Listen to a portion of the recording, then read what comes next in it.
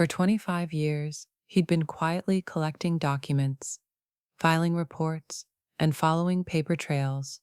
Nobody knew what he was pursuing or why he spent every day in archives and libraries. Until artificial intelligence discovered he was on the verge of solving history's biggest unsolved war crimes case. Welcome to AI Human Stories. Before we dive into this incredible tale of persistence, justice, and how technology helped crack a case that had stumped investigators for 8 decades, tell me in the comments what city you're watching from today, and if you believe that truth and accountability matter. No matter how much time has passed, hit that subscribe button. The Riverside County Library in Temecula, California, had a regular visitor who'd been coming every weekday for over 2 decades. Harold Hal Brennan, 73 years old, always arrived when the doors opened at 9 a.m. and stayed until closing time. The librarians knew him as the quiet older gentleman who worked in the research section, always polite, always organized, always focused on historical documents and military records. He'd fill out request forms for archived materials, spend hours taking meticulous notes, and leave with thick folders of photocopied papers. "Mr. Brennan is writing a book," the staff would tell curious patrons, some kind of military history project. What they didn't know was that Hal wasn't writing a book. He was building the most comprehensive case file on World War II war crimes ever assembled by a private citizen. Hal's methodology was obsessive in its precision. He cross-referenced military unit movements with civilian casualty reports. He tracked individual soldiers through multiple document sources. He mapped locations, verified dates, and built timelines that connected events across multiple countries and decades. His home office looked like something from a detective movie: corkboards covered with photographs, maps marked with colored pins, filing cabinets stuffed with translated documents, and walls lined with binders containing thousands of pages of evidence. But Hal worked alone, telling no one about his research, never publishing his findings, never contacting authorities or media. For 25 years, he'd been methodically building a case that he seemed to have no intention of pursuing. The few people who knew about his work assumed it was therapeutic, a retired soldier working through wartime experiences by studying military history. They had no idea that Hal was hunting specific people for specific crimes. Rebecca Martinez taught European history at UC Riverside and occasionally ran into Hal during her own research at the library. She'd noticed his unusual approach to historical investigation, more like a federal prosecutor building a case than an academic writing a dissertation. "Hal, you work with primary sources like you're preparing for trial," Rebecca observed one day as she watched him organize documents with legal precision. "Habit from the Army," Hal said. "Always good to be thorough." But Rebecca had worked with plenty of former military historians. Hal's methods were different. He wasn't studying history, he was investigating crimes. "What exactly are you researching?" Rebecca asked. "You've been working on the same project for years." Hal hesitated. "War crimes documentation, making sure certain events don't get forgotten or misrepresented." "Which events specifically?" Rebecca understood the implication. Hal wasn't researching historical war crimes that had been prosecuted and resolved. He was investigating crimes that had never been properly addressed, cases where perpetrators had escaped justice. That explained his methodology. Hal wasn't building historical documentation, he was building prosecutable evidence. "Hal, if you've uncovered evidence of unprosecuted war crimes, there are channels for that. International courts, justice departments, organizations that specialize in delayed accountability." Hal shook his head. "I'm not ready yet. The case has to be absolutely bulletproof. When I present evidence, it needs to be so comprehensive that denial becomes impossible." "How long have you been working on this?" 25 years. "But I'm close now, very close." UC Riverside's Digital Humanities Department had developed an AI system for analyzing historical documents. The program could identify patterns across massive datasets, connect references between different archives, and spot correlations that human researchers might miss. Dr. Martinez had been using the system for her own research when she thought about Hal's extensive documentation. If anyone could benefit from AI-assisted pattern recognition, it was someone who'd been manually cross-referencing documents for decades. "Hal, would you be interested in trying something?" Rebecca asked. "We have an AI system that can analyze large document collections. It might help you find connections you've missed."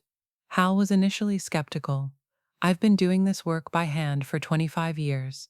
I know these documents better than any computer could." "But you might know them too well," Rebecca suggested.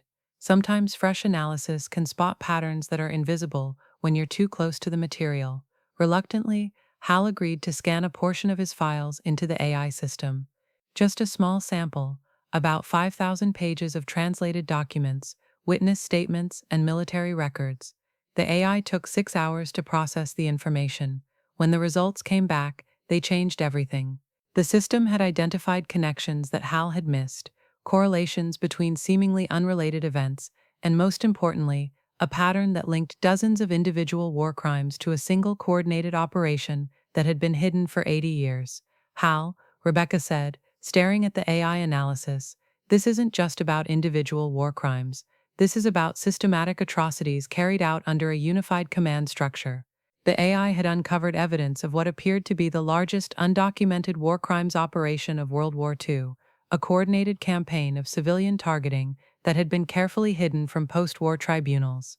The AI analysis revealed something that had eluded Hal for 25 years.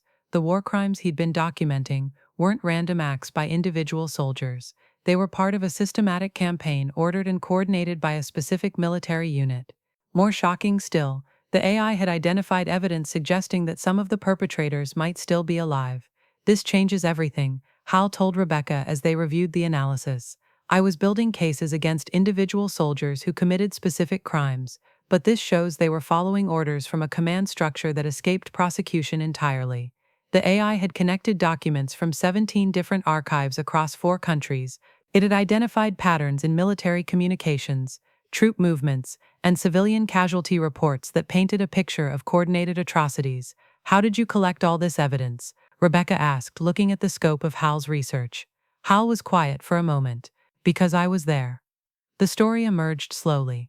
Second Lieutenant Harold Brennan, 82nd Airborne Division, had been part of the liberation forces that discovered the aftermath of these war crimes At 19 years old, he'd seen things that haunted him for the rest of his life.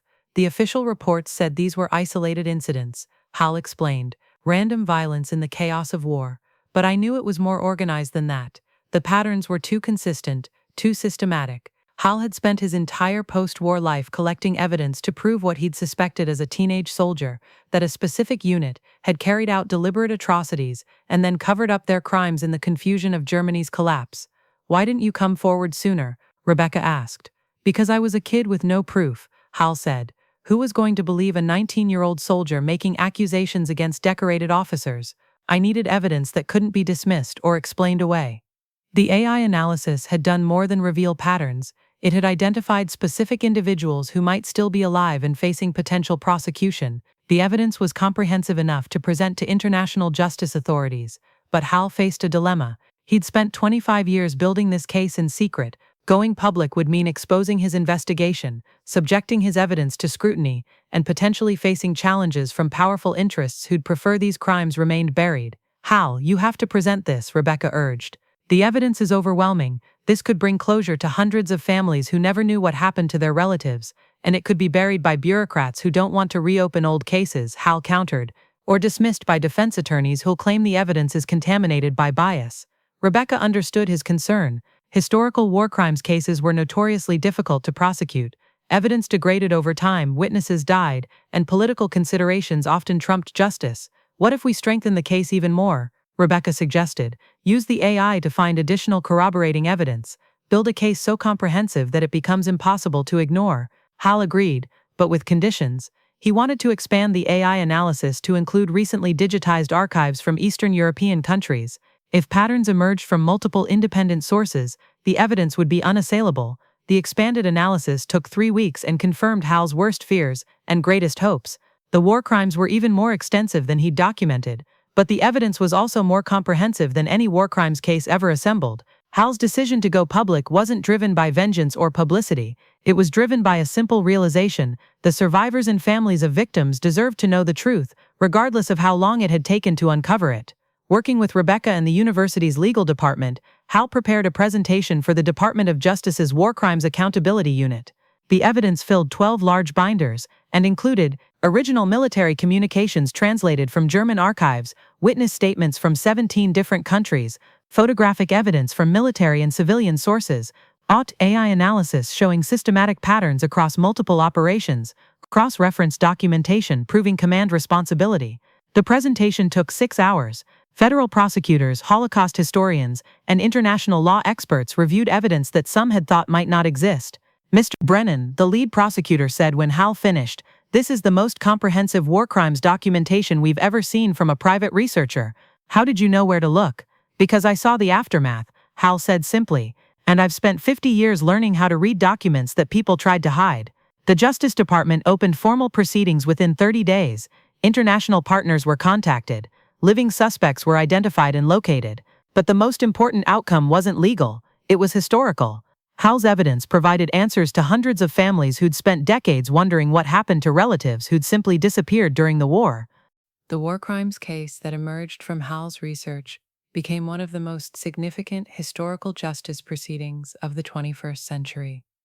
Not because of the number of prosecutions, many suspects had died of old age, but because of the comprehensive documentation of systematic atrocities.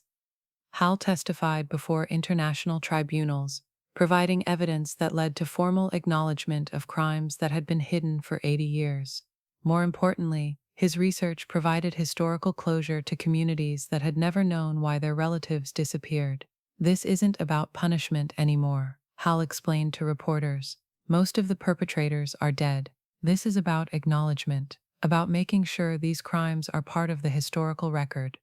The AI system that had helped Hal organize his evidence was adopted by international justice organizations worldwide. His methodology became a template for investigating historical war crimes in other conflicts. But the work that mattered most to Hal was personal, connecting with survivors and families who finally had answers about what happened to their loved ones. "Every family deserves to know the truth," Hal reflected, "even if the truth comes 50 years late." Today, the Harold Brennan Archive at UC Riverside contains the most comprehensive documentation of previously hidden World War II war crimes ever assembled. Researchers, prosecutors, and families use the collection to continue uncovering historical truth. Hal, now 78, still spends time at the library, but he's no longer hunting war criminals. He's helping other researchers use AI and modern techniques to investigate historical injustices. Technology can find patterns that humans miss, Hal notes, but it takes human persistence to collect the evidence in the first place. The AI system that cracked Hal's case has been used to investigate war crimes in Bosnia, Rwanda, Cambodia, and other conflicts where justice was delayed but not abandoned. Hal has written a manual, Patient Investigation, using technology to uncover historical truth. It's used by law enforcement agencies, historians, and human rights organizations worldwide. But the work that matters most to Hal continues in quiet conversations with families who thought they'd never learn what happened to relatives who disappeared during wartime. "Justice doesn't have an expiration date," Hal tells them. "Truth doesn't either." Closing. The retired soldier who spent 25 years building a war crimes case represents something important about persistence, justice, and the responsibility to remember. Hal's story shows us that artificial intelligence isn't just about efficiency or convenience. Sometimes it's about helping human dedication achieve what seemed impossible, connecting scattered evidence into undeniable truth. And sometimes the most important victories aren't about punishment or revenge. They're about acknowledgement, historical accuracy, and ensuring that victims aren't forgotten just because their stories took decades to piece together. Because some truths are worth pursuing no matter how long it takes, and some debts to history must be paid, even when payment comes later than we'd hoped. Call to action. So here's what I want to know. Have you ever known someone who dedicated their life to uncovering truth or seeking delayed justice? Someone who persisted in seeking answers when others had given up? Share their stories in the comments below. Tell us about the researchers, investigators, and truth seekers who refuse to let important stories disappear. And if this story moved you, subscribe to AI Human Stories, because in a world where artificial intelligence can help analyze decades of evidence, the most important discoveries aren't about technology. They're about human persistence, the importance of historical truth, and the understanding that justice delayed doesn't always mean justice denied. Until next time, remember, some investigations take a lifetime, but some truths are worth a lifetime of pursuit.